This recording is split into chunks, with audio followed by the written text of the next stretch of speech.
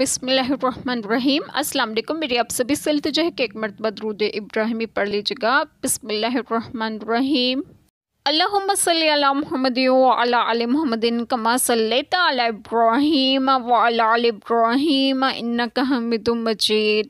اللہم بارک علی محمد وعلی آل محمد کما بارکت علی ابراہیم وعلی آل ابراہیم انک حمید مجید۔ بسم اللہ الرحمن الرحیم۔ اور جو اللہ اور اس کے رسول صلی اللہ علیہ وسلم کا حکم مانے تو اسے ان کا ساتھ ملے گا جن پر اللہ نے فضل کیا، یعنی انبیاء علیہ السلام اور صدیق اور شہید اور نیک لوگ، اور یہ کیا ہی اچھے ساتھی ہیں۔ یہ اللہ کا فضل ہے اور اللہ کافی ہے جاننے والا۔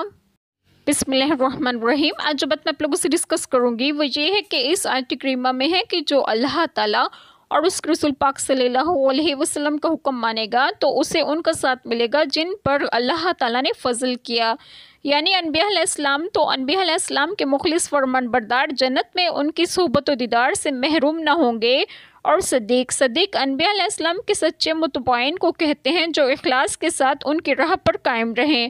مگر اس آیت کریمہ میں نبی پاک صلی اللہ علیہ وسلم کے افاضل اصحاب مراد ہیں، جیسے کہ حضرت ابوبکر صدیق رضی اللہ عنہما، اور شہید جنہوں نے راہ خدا میں جانیں دیں، اور نیک لوگ وہ دیندار حق العباد اور حق اللہ دونوں ادا کریں، اور ان کے احوال و اعمال اور ظاہر و باطن اچھے اور پاک ہوں۔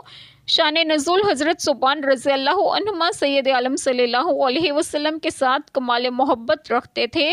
جدائی کی تاب نہ تھی۔ ایک روز اس قدر غمگین اور رنجیدہ حاضر ہوئے کہ چہرے کا رنگ بدل گیا تھا۔ آپ صلی اللہ علیہ وسلم نے فرمایا، آج رنگ کیوں بدلا ہوا ہے؟ عرض کیا، نہ مجھے کوئی بیماری ہے نہ درد، باوجود اس کے جب آپ صلی اللہ علیہ وسلم سامنے نہیں ہوتے تو انتہا درجے کی وحشت و پریشانی ہو جاتی ہے۔ جب آخرت کو یاد کرتا ہوں تو یہ اندیشہ ہوتا ہے کہ وہاں میں کس طرح دیدار پا سکوں گا۔ آپ صلی اللہ علیہ وسلم تو اعلیٰ ترین مقام میں ہوں گے، مجھے اللہ تعالیٰ نے اپنے کرم سے جنت بھی دی، تو اس مقام میں عالی تک رسائی کہاں؟ اس پر یہ آیت کریمہ نازل ہوئی اور انہیں تسکین دی گئی کہ باوجود فرق منازل کے فرمان برداروں کو بازیابی اور مائد کی نعمت سے سرفراز کیا جائے گا۔ یہ اللہ تعالیٰ کا فضل ہے اور اللہ تعالیٰ کافی ہے جاننے والا۔